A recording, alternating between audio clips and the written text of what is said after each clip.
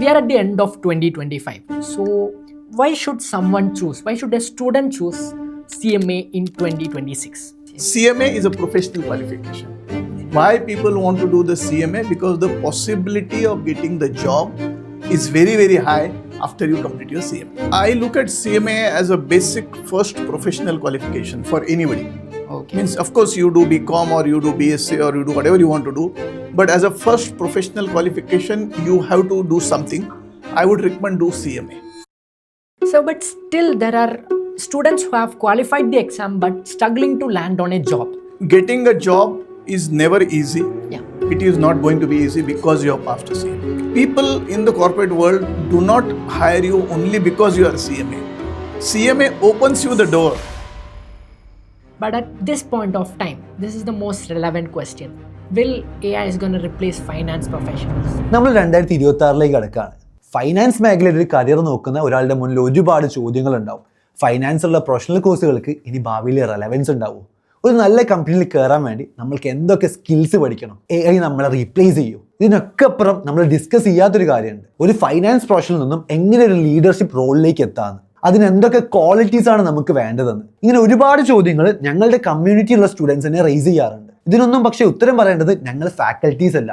ഇതിനെപ്പറ്റി ആധികാരികമായി സംസാരിക്കാൻ വേണ്ടിയിട്ടാണ് IMA ഗ്ലോബൽ ചെയർമാനെ ഞങ്ങൾ ഈ പോഡ്കാസ്റ്റിലേക്ക് ഇൻവൈറ്റ് ചെയ്തത്. മിസ്റ്റർ സുനിൽ ദേശ്മുഖ് 30 വർഷത്തിന് മേലെ കോർപ്പറേറ്റ് എക്സ്പീരിയൻസും ഒരുപാട് മൾട്ടിനാഷണൽ കമ്പനീസിൽ ലീഡർഷിപ്പ് റോളിൽ വർക്ക് ചെയ്യുകയും വേൾഡ് വൈഡ് ആയിട്ടുള്ള സ്റ്റാർട്ടപ്പ് ഫൗണ്ടേഴ്സിനെയും ലീഡേഴ്സിനെയൊക്കെ കോച്ച് ചെയ്യുകയും ചെയ്യുന്ന ഒരാളാണ്. ആൻഡ് ഇവിടെ ക്വസ്റ്റ്യൻസ് ചോദിക്കേണ്ടത് ഞങ്ങൾ ഫാക്കൽറ്റീസ് അല്ല, നിങ്ങൾ സ്റ്റുഡൻസ് ആണ്. അതുകൊണ്ടാണ് 19 വയസ്സുള്ള ഒരു CMA USA സ്റ്റുഡൻ്റ് ആണ് ഇവിടെ ചോദ്യങ്ങൾ ചോദിക്കുന്നത്. സോ അടുത്ത 30 മിനിറ്റ് നിങ്ങൾ വളരെ ശ്രദ്ധയോടെ ഇരിക്കുക. നിങ്ങളുടെ എല്ലാ ചോദ്യങ്ങൾക്കുള്ള ഉത്തരവും ഈ ഒരു വീഡിയോയിലുണ്ട്. ഇതുപോലെ ഒരുപാട് വാല്യൂ പ്രൊവൈഡ് ചെയ്യുന്ന പോഡ്കാസ്റ്റുകൾ ഞങ്ങൾ പ്ലാൻ ചെയ്യുന്നുണ്ട്. പക്ഷെ ഇതിലൊന്നുള്ള ഗസ്റ്റുകളെ ഞങ്ങളല്ല തീരുമാനിക്കേണ്ടത്, നിങ്ങൾ ഓഡിയൻസ് ആണ്. അതുകൊണ്ട് നെക്സ്റ്റ് പോഡ്കാസ്റ്റിൽ ആര് ഗസ്റ്റ് ആയിട്ട് വരണമെന്ന് നിങ്ങൾ കമന്റ് ചെയ്യുക. സോ നമുക്ക് തുടങ്ങാം.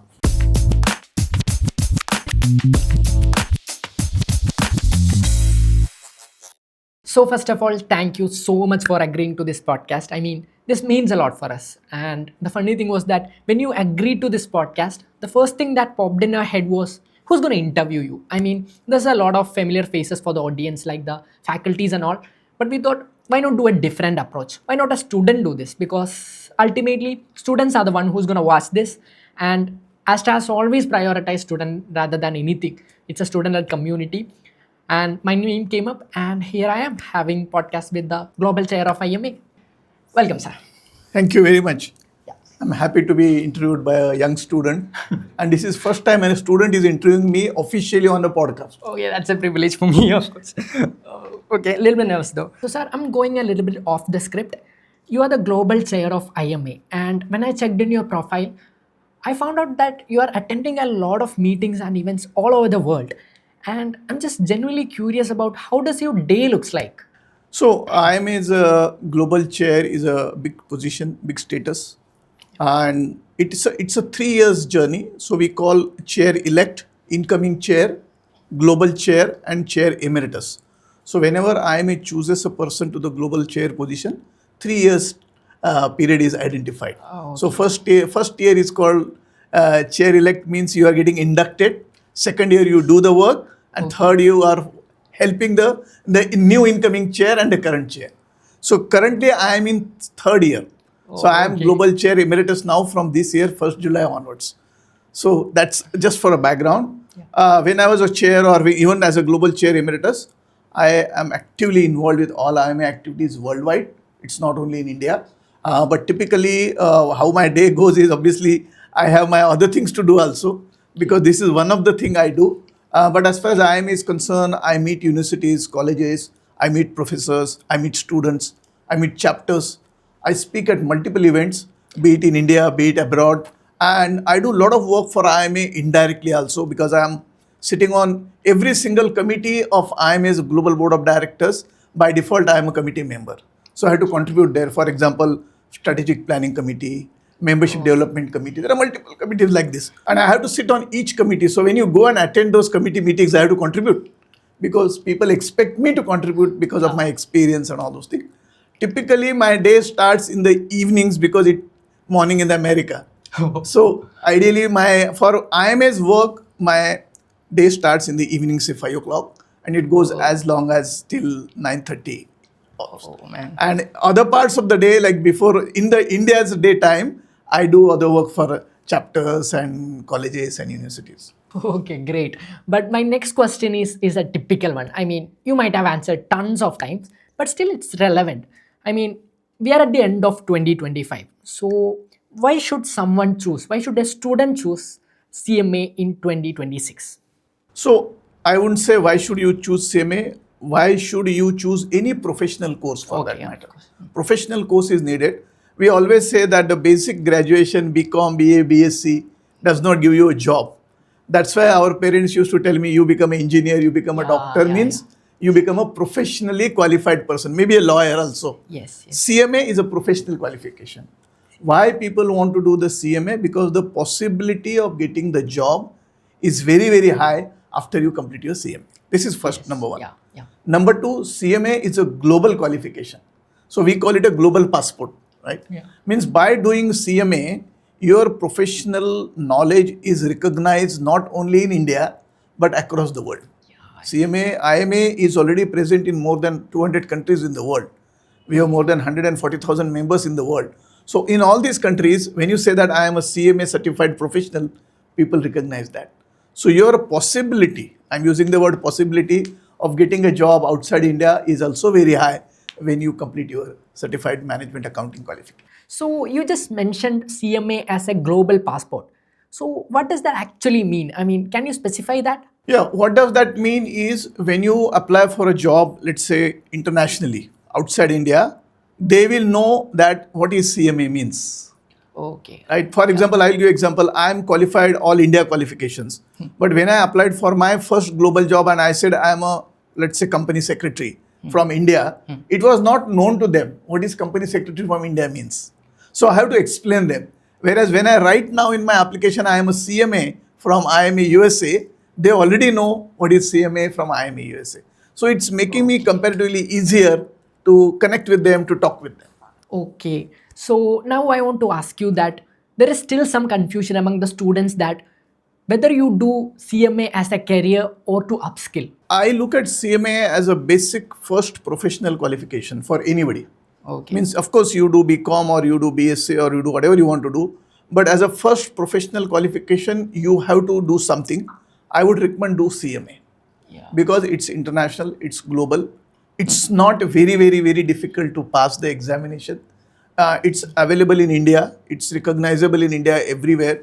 So I would say start with one professional qualification beyond your basic graduation, which could be BCom or BSc or BA.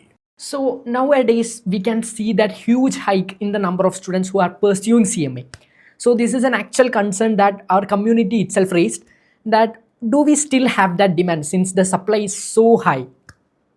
So thanks for asking this question, and this question is asked to me by many students, not only you, even colleges, universities and all those things. First thing is, it is true the demand for CMA program has substantially increased post-COVID, in particularly in India or in other parts of the world also. That's the truth. Yes, yes. Now coming to demand and supply situation from job perspective point of view, employment point of view, I always believe that a good person, a good knowledgeable person will always find a good job, right? Whether he is qualified or not qualified comes later on. But India has become a world's capital of global capability center, GCCs we call. I was in Hyderabad 2 weeks back and I spoke on about the global capability centers in India. Hyderabad has got highest number of GCCs. All these GCCs need management accountants, CMAs, from where they are going to get it. And I'll tell you the growth of GCCs happening in India, it's tremendous.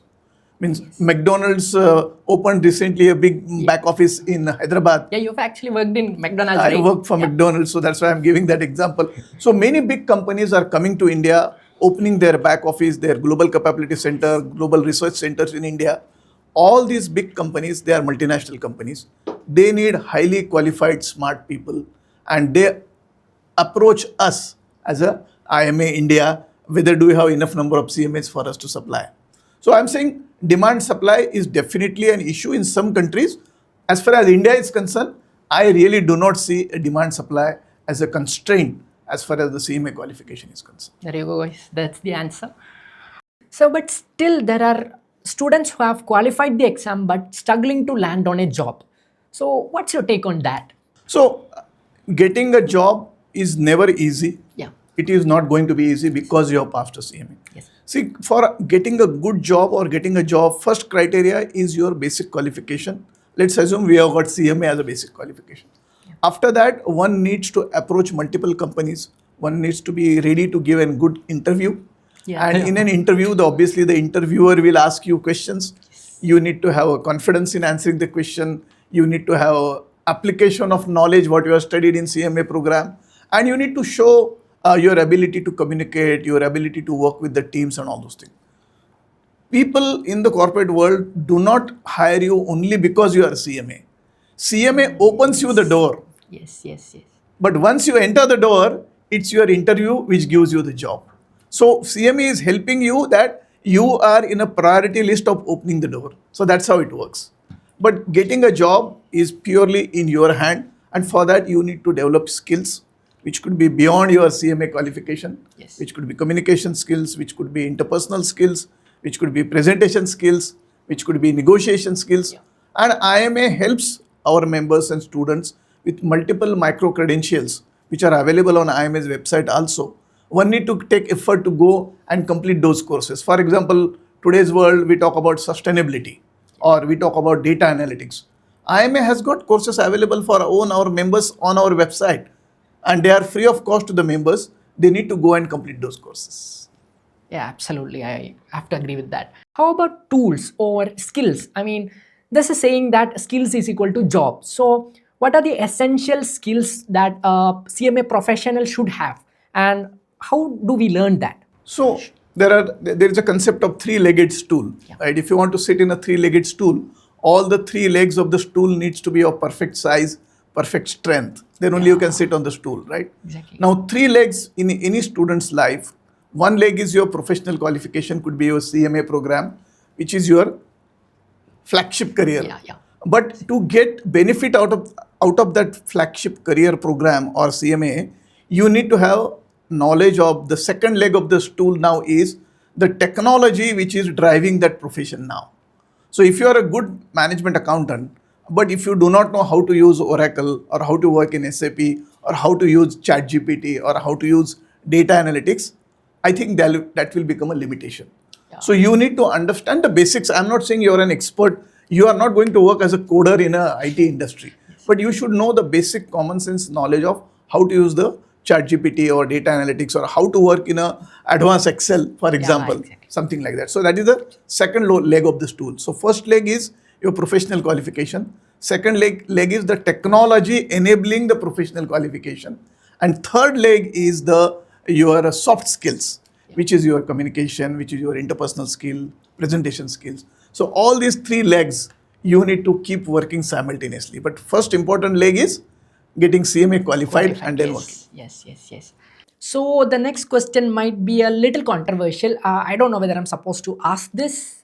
It's about the exam fees. I mean, when you look at that in an American context, it might be a decent amount. But in the case of a developing country like India, it's a bit expensive. I mean, 3 out of 10 students are not willing to take the exam because of their financial trouble. And it's not just about the effort they are putting in. There's this huge amount which is in stakes. So what's your comment on that? It's really a controversial question which I should not answer. I will answer generally. Yeah. See, all global courses, any international course will have their fees higher than the Indian course. We have to understand that because they have to deliver the same experience what they deliver in Western countries to India. Then they have to set up the offices, they have to create the ecosystem, training providers and all those things. So as a rule, most of these foreign institutes will have their fees at par with the foreign countries. How do we help local countries? Is by providing some discounts every time.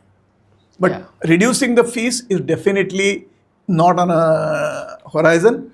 But providing discounts, we provide a lot of scholarships, means why India's growth has happened. I mean, at some point of time, we used to give huge scholarships within Indian students. Now the number of students have increased so much that we cannot afford to give so much scholarships. But we are still giving a lot of scholarships, a lot of discounts. So I also see that one should see that the return on investment. how much return. If you do a local Indian qualification, what salary you are likely to get, and if you do the CMA qualification, what salary you are likely to get. Yes, So that- it will be definitely a delta over that.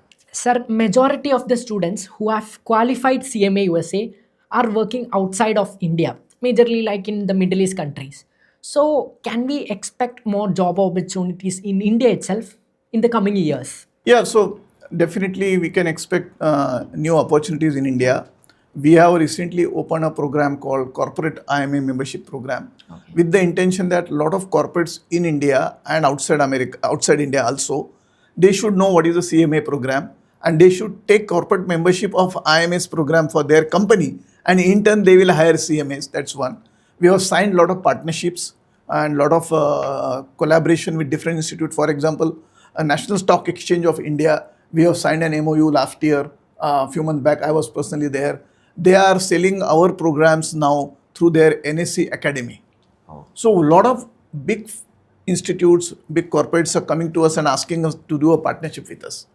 So it is working. It takes time because there are formalities to be completed and all things. But what I would say that IMA is committed to ensure multiple partnerships, multiple collaboration, and even to an extent some joint ventures eventually, which will help students in turn to get a job, and it will help corporates also to get a good candidates for their employment within. Okay, nice. Sir, I don't think there is another interview or event where we don't talk about AI. I think that's the impact that it has created.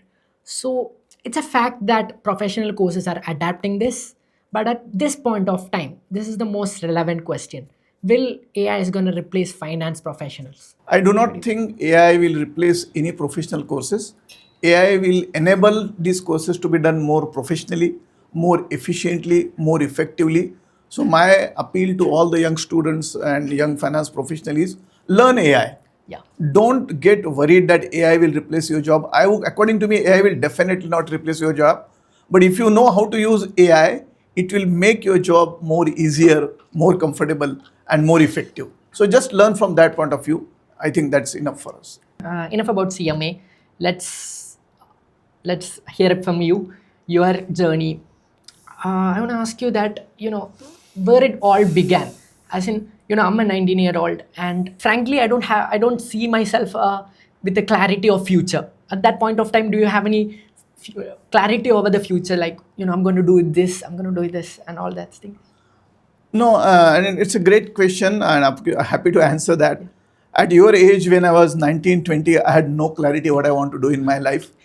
My father wanted me to be an engineer. Of course, I couldn't become an engineer. I was very bad in mathematics, let me agree in front of the camera. So I didn't get admission into any engineering college, not even a polytechnic college also. So I went to do the BCom, and let me very honestly tell that why I went to do the BCom, because I thought BCom students need to study less. And I saw the college timing was only from 7:30 a.m. to 11:30 a.m. So I thought only 3 hours go to college. After that, whole day is free. Play cricket, do whatever you want to do. All those things. I went to do BCom.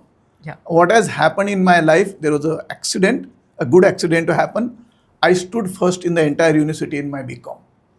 Now that has completely changed my life, because I never knew that I could pass with good marks, good percentage. But because I stood first, a lot of people called me, it was a fluke, it was an accident. Even some people told me that you must have copied the answer sheets and you got the first. People talk a lot of things. But that was a good thing to happen to me. So that gave me a clarity in my life that if I can get first in the university in BCom, why not something else? And that's where I started thinking at the age of 2021. And one very important incident happened in my life. When I was doing my BCom second year, I got a job in the bank. Okay. And in those days, getting a job in a bank was very big thing, because good salary, guaranteed job, nothing happened. So I joined a bank, a nationalized bank, during my summer holidays of the BCom second year examination.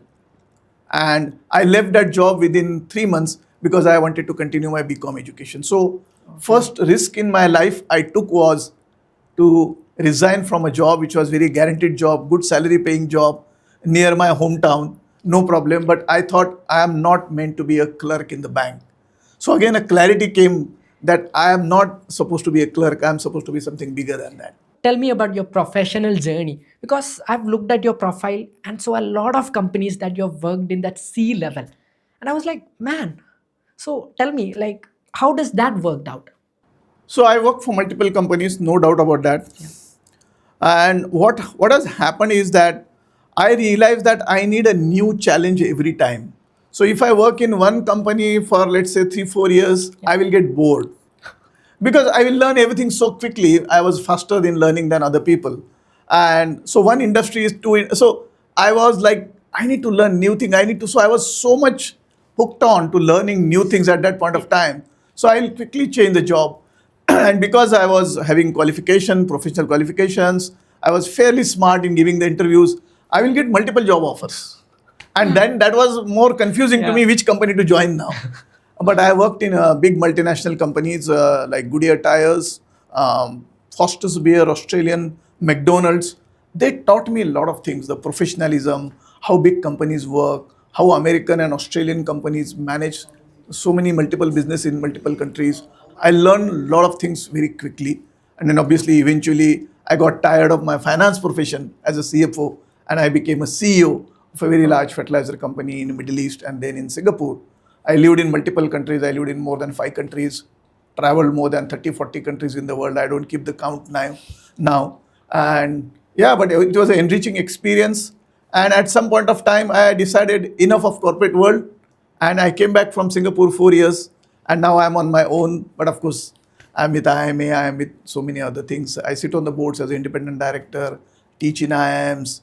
I mentor, coach. I do multiple things now. So yeah, this is a in short journey. If you want to know a little bit more about my journey, read my book.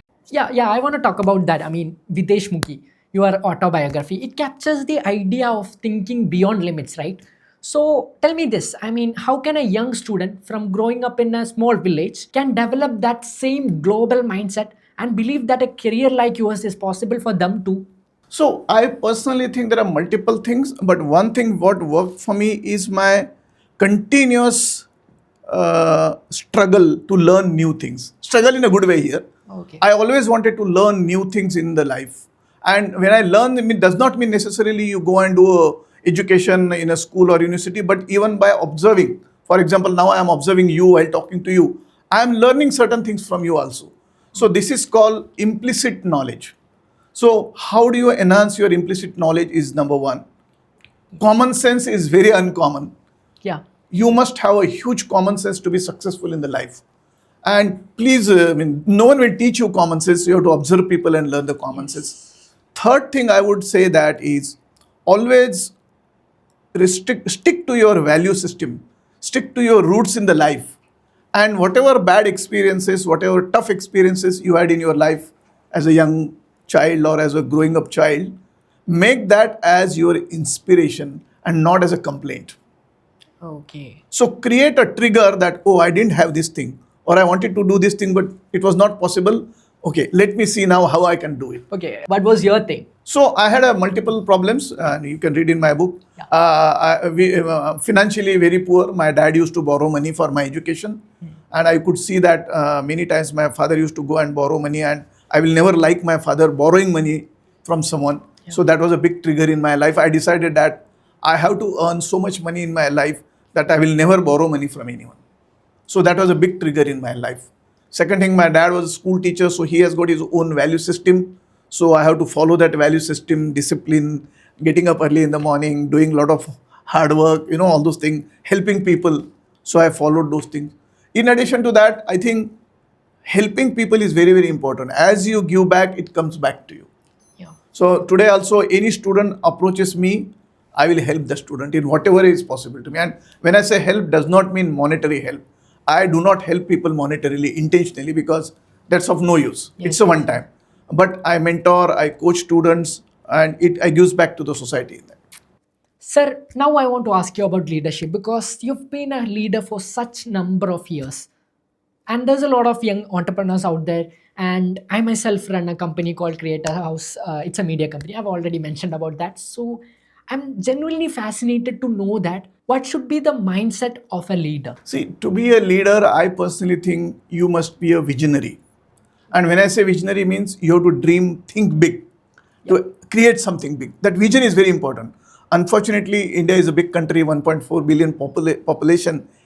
Everyone cannot be a visionary. Even if they want to be visionary, it's difficult for them to implement. So there are few people like you Yeah. who can be visionaries. So as a leader, you need a vision.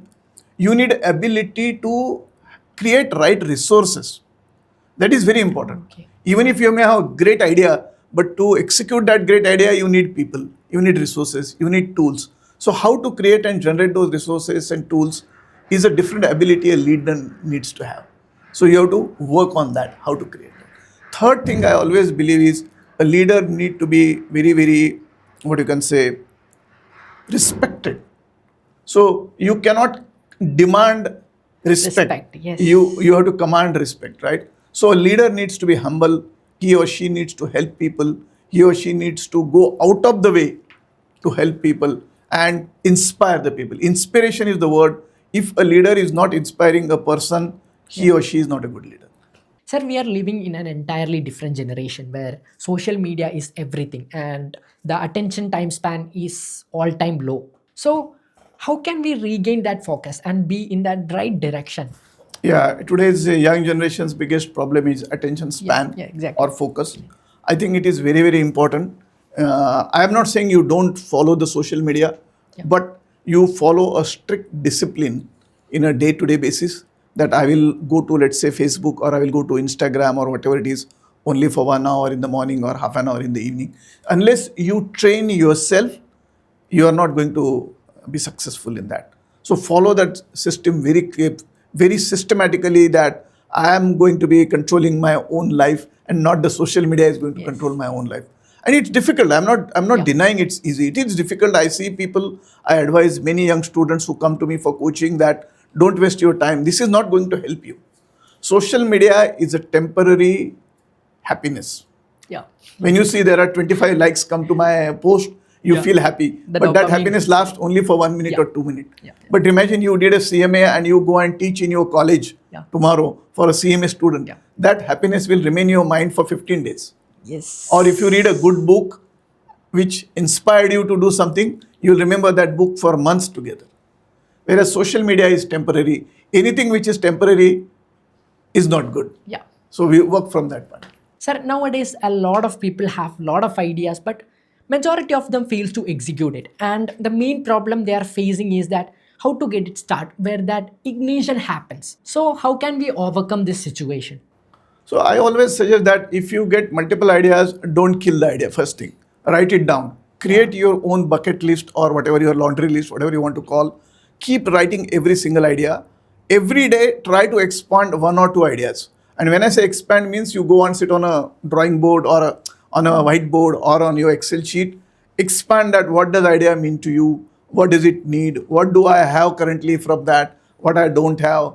Whether it is commercially viable or not? Whether I have got ability to expand it further. But don't stop there. Go and ask about that idea to different people, what they think about that.